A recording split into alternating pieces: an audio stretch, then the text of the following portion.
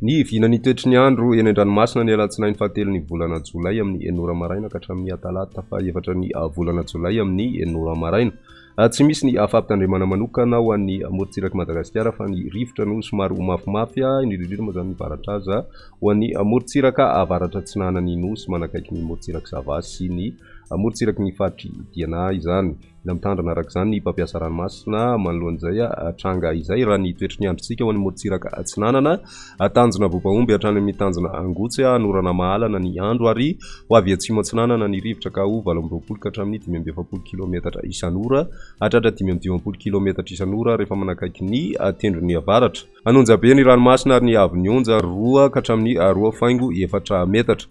Tanjona Angotsy hatrany Manoro norana miatoato ary ho avy atsimo atsinanana ny rivotra ka ho 20 ka hatramin'ny 20 kilometatra isan'ora hatratra 730 kilometatra isan'ora indraindray rehefa manalavitra ny morontsiraka. Anonja be ny ranomasina ary ny avy onja dia 2.4 metatra. Manoro hatrany Taolanaro isy tandrifona andrahona vitsy any avaratry Mananjary ary ho avy atsinanana ny rivotra ka ho 7 ka hatramin'ny 20 kilometatra isan'ora hatratra 20 kilometatra isan'ora manakaiky ny Taolanaro. Anonja be ny ranomasina ary ny avy onja 2.3 metatra. Taolanaro hatrany tanjona Vohimena ibalika ny masoandro ary ho avy atsinanana ny rivotra ka ho 20 ka hatramin'ny 730 kilometatra isan'ora. Anonja be ny ranomasina ary ny avy onja 2 metatra.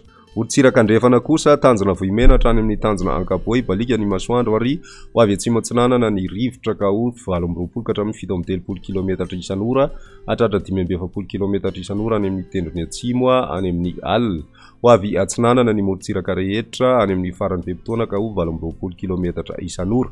Anonja be ny ranomasina ary ny avy onja 2 ka hatramin'ny 2.3 metatra. Tanjona Ankaboa hatrany amin'ny tanjona Vilanandro ibalika ny masoandro ary ho avy atsinanana ny rivotra ka ho 7 ka hatramin'ny 9 kilometatra isan'ora hatratra 20 kilometatra isan'ora ny atsimon'ny Morondava.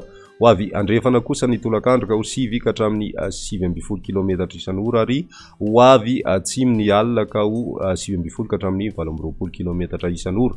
Adiny-panonjana anonja be ny ranomasina fa ny avy onja ao anatin'izay dia 2 metatra ary hatratra 2.4 metatra any amin'ny tapany atsimo fa idina miandalana ihany zany rehefa any amin'ny farany be-potoana.